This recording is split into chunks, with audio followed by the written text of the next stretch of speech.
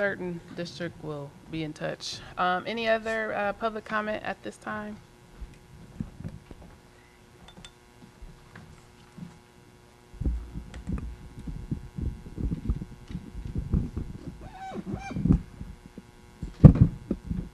Okay, I think I just unplugged this. Is this plugged in?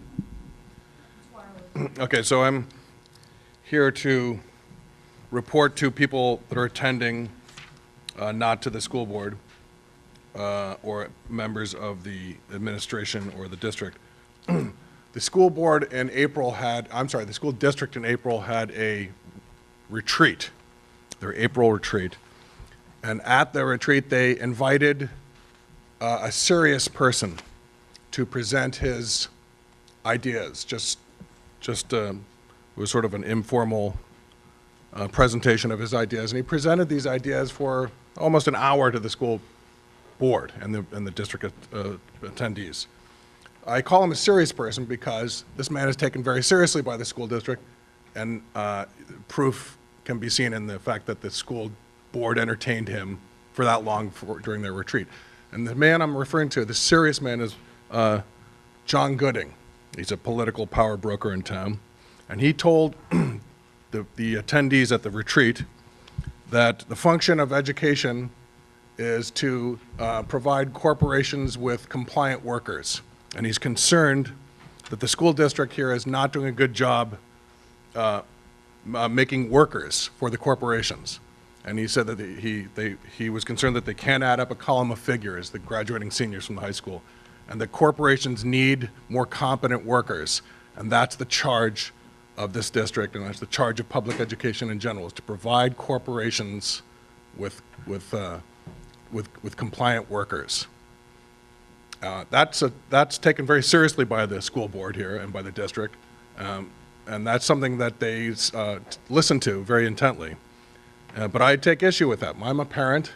My daughter goes to the school district here, and I don't think that that's the purpose of education, public education. I think the purpose is to create good citizens and to be able to create young adults that can think critically and that learn to love the joy of learning. It's decidedly not to provide compliant workers for the corporate world. Mr. Gooding is a corporate lobbyist. That's what he does for a living. He lobbies for corporations. He serves as an interface between City Hall and the corporate world here, and he lobbies for in the corporate interests. And it's galling to me that this board would take this kind of idea so seriously. And I don't think that is your charge. Your charge is not to create young men and women that will join the corporate workforce, basically, and drive down wages. Your charge is to properly educate young men and women entering the world, not the corporate workforce. And so I was pretty chagrined to see that those are ideas that you guys take very seriously, and it's pretty upsetting to me. Thank you. Thank you, Mr. Donahue. Are there any other public comments that? Madam President, I have a comment. Oh, sure, please. Simply a point of personal privilege. Oh, yeah, go for it. I think Mr. Donahue's entitled to his opinion. He's not entitled to his own facts.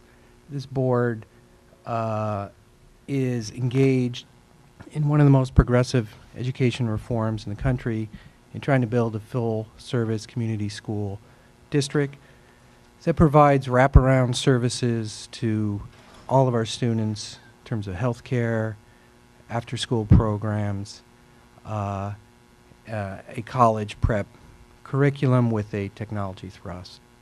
I'm very proud of our direction.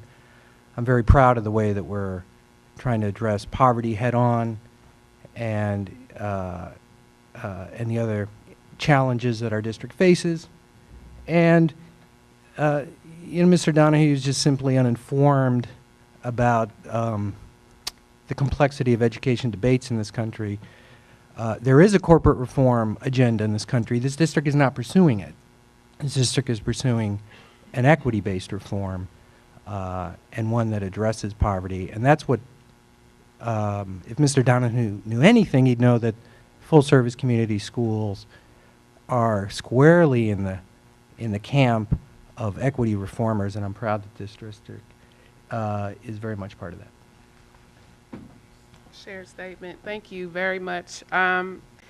So we'll move on to report out from the closed session on April 30, Ms. Emery.